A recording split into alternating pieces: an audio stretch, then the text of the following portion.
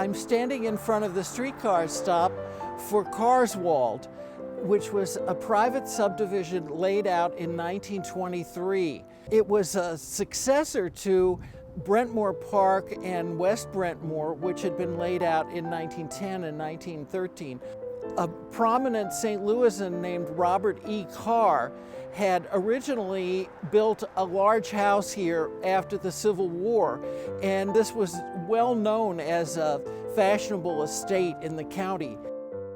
And in 1922, a consortium of developers bought this property from his estate for just a little under $100,000.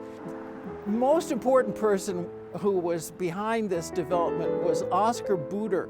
Booter was the owner of the Star-Times newspaper.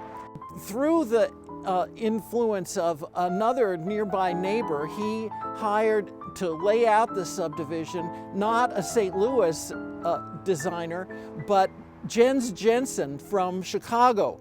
Jensen at that time was the director of the West Chicago Park System. He was famous in the Midwest for being one of the first people to recognize the beauty of our native plants. He used hawthorn and dogwood when most other people were ripping it out as weeds.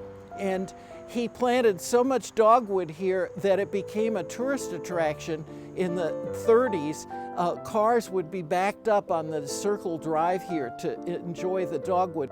He left at least a quarter of the property for common ground. So this has the largest amount of common ground of any of the private places in the St. Louis area.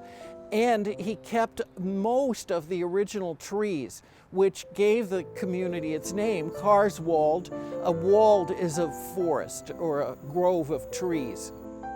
Almost all the houses in this neighborhood were designed by one architectural firm, Merritts & Young, who had become the leading designers of period revival houses in St. Louis.